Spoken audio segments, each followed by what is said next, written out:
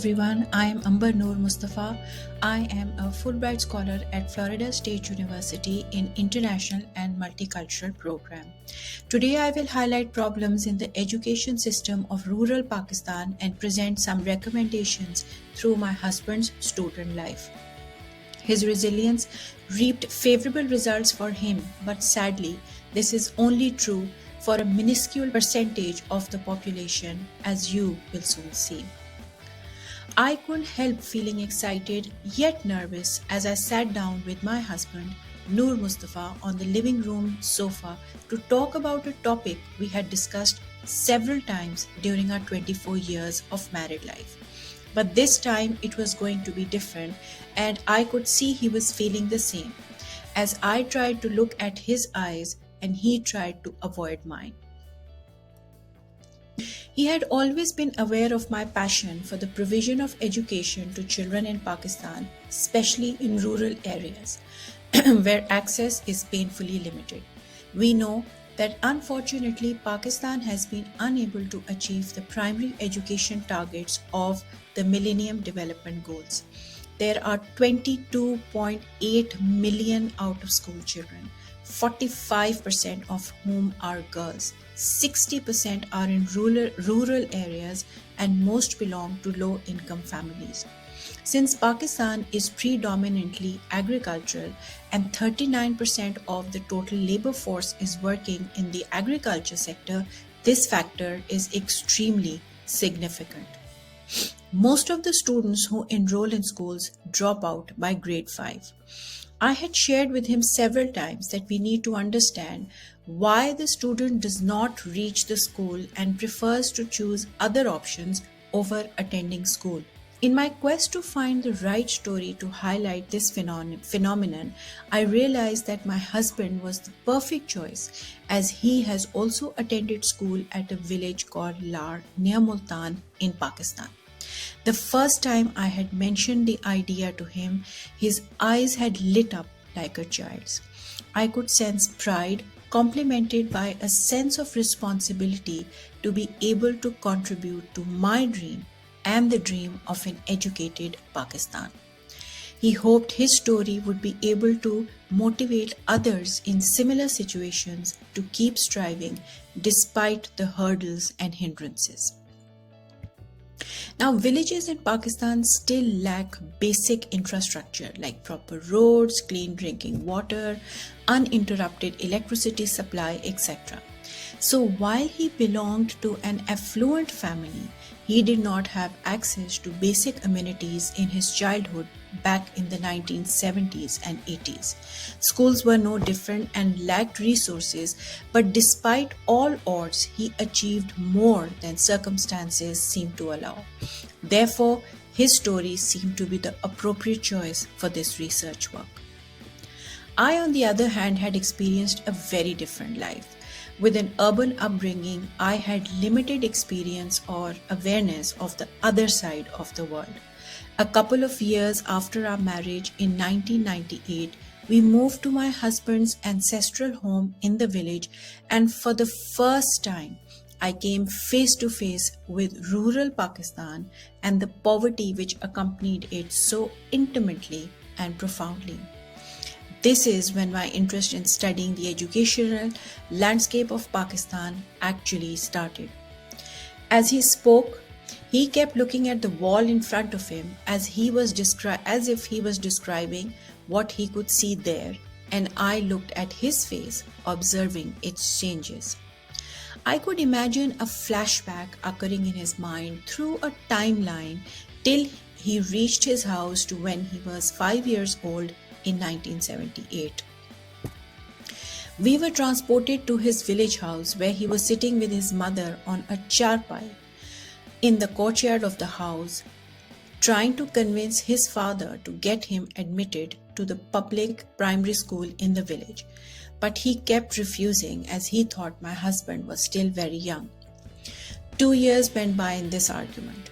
His mother belonged to an educated urban family and used to go to school till an early marriage disrupted her education and she could not study further. Nevertheless, she played her part in motivating her children to study. and ingrained in my husband the significance of education at that impressionable age. So while waiting for my husband to be admitted to school, she taught him herself. Finally, at 7 years, his father got him admitted. Relieved and excited, his mother prepared his bag and his belongings. Equally excited, he traveled on foot through dusty streets amidst farmland on the first day of school.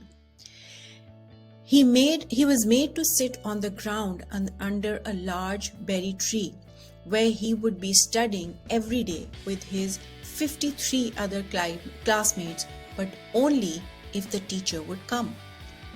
For the whole of the next year, his mother kept sending him to school every day, but no teacher showed up, and so she continued to teach him all that she knew over and over and over. Many children lost their motivation and stopped coming during this time. Many kept playing in the streets while their parents thought they were securing their future. In hindsight, he realized that city teachers were not keen to teach in villages. Also, there were many ghost teachers who would get salaries but never bothered to come to school. After this brief discussion, we resumed his life's movie from the wall where he seemed to be watching it. One winter morning, as he was busy in his favorite pastime at school, which was making a honeybee and an ant fight, there was a sudden commotion, and all the children turned to look at a man running towards their school with a pack of stray dogs after him. The man had just gotten off a bus on the highway next to their school.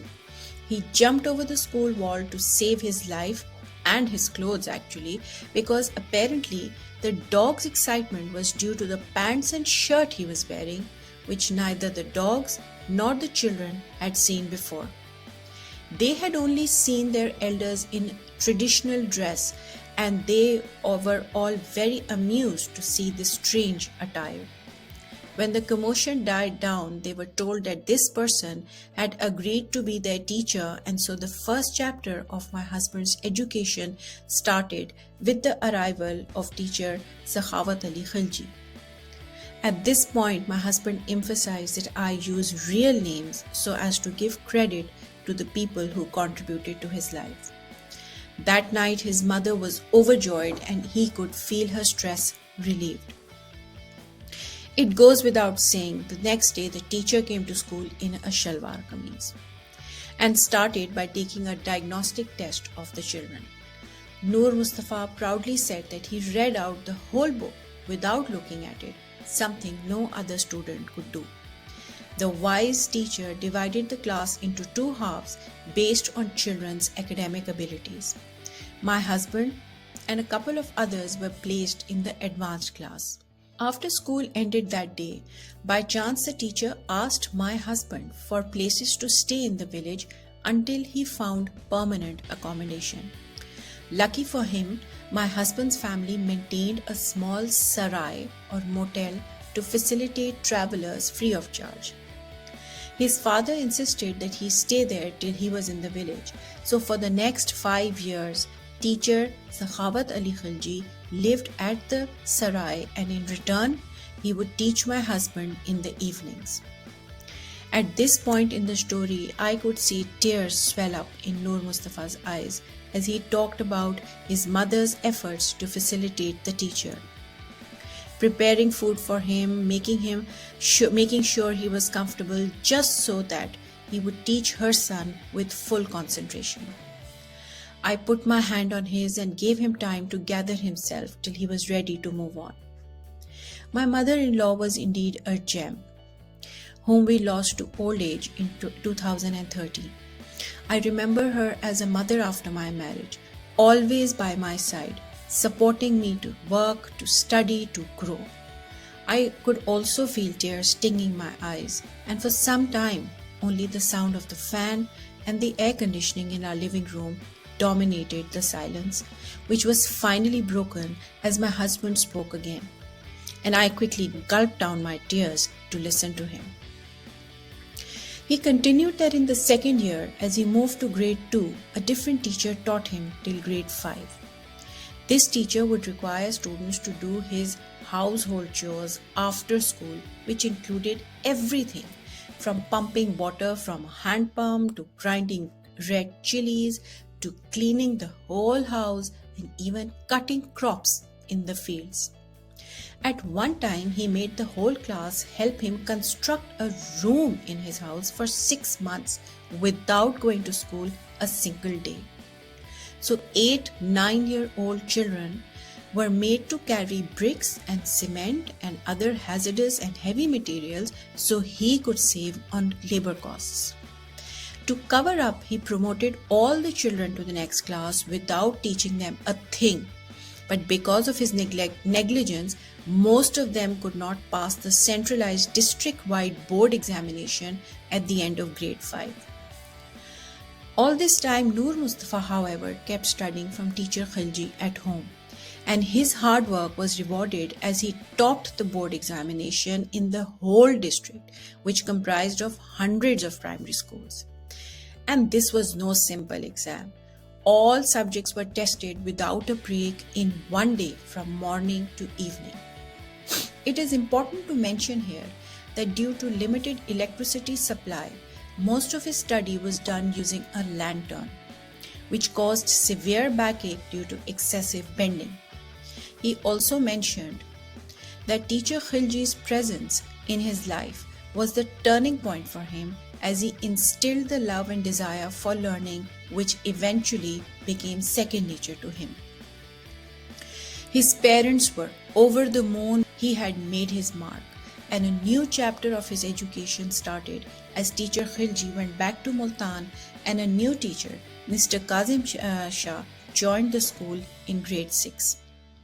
The first milestone had been achieved, but the journey had actually just started. Mr. Kazim Shah soon identified his talent and made him prepare for 2 classes together, and so he went directly to grade 8 from grade 6. Unfortunately, when he applied for the board exam of grade 8, his admission was rejected due to his young age. And so he had to travel to the city by bus for the very first time to get approval for himself from the board office. He begged male members of his family to accompany him, but in vain, and so he set out on his maiden voyage all alone, a child of 12 years of age. He waited for the bus to stop, but realizing that they only slowed down and never really stopped, he quickly jumped on it to catch the third one before missing this one too. At the board office, they refused to approve his request without taking a test. He aced it with 100% marks and was allowed to sit for the exam. Overjoyed, he started his return journey by bus. When he reached his village bus stop and was waiting for the right moment to jump off with his right foot hanging in the air and his left foot on the step, the impatient bus conductor pushed him off when the bus slowed down. He fell, and before he could judge the situation, the posterior end of the bus brushed over his left foot, breaking several tiny bones and rupturing his muscles. The bus sped away unbothered, but he had to spend the next 6 weeks at home with a plastered foot. I was infuriated and asked him, but why? The government had made the bus service free for students, but the bus drivers wanted to accommodate paying passengers. So this was their way of discouraging students from getting on, he explained. And that just made me angrier. Later he topped the grade 8 exam, but his struggle to study continued as the village school was limited to grade 8. So he had to travel to the city on the same wretched bus every day. But now, older and wiser, he would run behind the bus and get on the roof, irrespective of the season. But realizing his travel wasted his time and effort, his parents decided to move him to his grandmother's house in the city, which had been locked up for many years. No one could move with him, so as a 13-year-old boy, he started living alone in a big 4,000 square feet house, which was presumably haunted. Amber, I would cry alone at night. I missed my mother. I wanted someone to cook and clean for me, warm up the water for a hot bath. I would hear sounds from the graveyard next door, but complaining meant they would take me back home, and I did not want to stop studying at any cost. And so I kept quiet, he said. Those were difficult days. At the school, the medium of instruction changed from Urdu to English, which he did not know well. He was bullied by city boys, hit by teachers for asking questions. But he took it as a challenge. He used his English to Urdu dictionary to translate whole books to understand the concepts and then answer questions in Urdu. Slowly he improved and started regaining his position. He also became a school champion in sports. All this time, his religion was his biggest solace. He believed God had a plan for him and he kept going. He looked at me at this point with a certain satisfaction and peace in his eyes. I hoped to achieve this level of peace someday. He continued that life became better and he passed his intermediate examination and then undergraduate degree and started working as well. Later, he moved to Lahore, a large metropolitan city, to do his chartered accountancy. Adjusting to the fast-paced professional culture of the city was an uphill task, but he had gotten used to persevering for his goals by now. In 1998, we got married. His struggle became mine, and he finally got his degree. He also established a philanthropic organization in his parents' name, Sharf-e-Hayat Trust, and installed water filters in his village house to provide clean drinking water to people. He offered tutoring facilities and financial help to several other children so they could complete their education. Winding up, he said that despite the innumerable struggles, he kept going. Now he sees his dreams coming to life in supporting his kids and me in studying and pursuing our dreams. And no doubt, he has been our scaffolding and support always. There are indeed many lessons to be learned from this story. It seems to hold true that if the journey is longer for some than for others, then there are greater chances of dropouts. Not one other student out of the 53 reached high school. Most did not even complete primary level education. All these hardships, accompanied by corporal punishment, lack of resources and infrastructure, untrained teachers, contributed to the low levels of enrollments and high number of dropouts. His story advocates that incremental and exponential changes are required at the federal policy level to translate into changes at the grassroots education level. Also, education of mothers is a salient ingredient of this mix. Till substantial efforts lead to efficacious measures, we would have to rely on mothers and teachers like the ones mentioned here to keep doing what they are doing, to nurture the development and growth of fragile seedlings like my husband, and hope their stories can have a ripple effect on others. I had renewed respect for Noor Mustafa as I got up to write his story.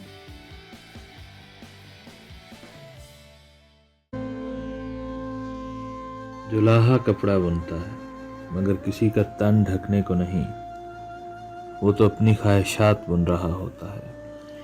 A weaver weaves not to cover someone's body, but in fact they weave their dreams and desires. हम सब भी जुलाहे हैं. All of us are also weavers, जो अपनी ख्वाहिशात को बुनते और बुनी हुई जिंदगी को उधेड़ते चले जाते हैं. We weave our desires but continue to unweave our lives. एक दिन ख्वाहिशात का लिबास तो मुकम्मल हो जाता है, मगर जिंदगी के लिबास के सारे धागे उधड़ चुके होते हैं. One day the dress of our desires is completed, but the dress of our lives has been unwoven completely. जुलाहे की तरह हम भी वक्त की खड्डी पर अपनी बिखरी हुई ज़ात का धागा इकट्ठा करके बुनते हैं اور ایک شخصیت کا روپ دیتے ہیں. Like the weaver, we collect the threads of our being and weave ourselves on the loom of time. مگر جس طرح کپڑے کا کوئی دھاگا نکلا رہ جائے تو کپڑے کی خوبصورتی ماند پڑ جاتی ہے. But just as if even a single thread is left, then the beauty of the fabric is stinted and it remains unfinished. اسی طرح کبھی کبھار ہماری ذات کا بھی کوئی دھاگا رہ جاتا ہے جس کا سرا کوئی راہ چلتا پکڑتا ہے اور ادھیڑتا چلا جاتا ہے. Similarly, a thread in our life is left unwoven because it got pulled somewhere during the journey, and our lives and desires are left unfulfilled.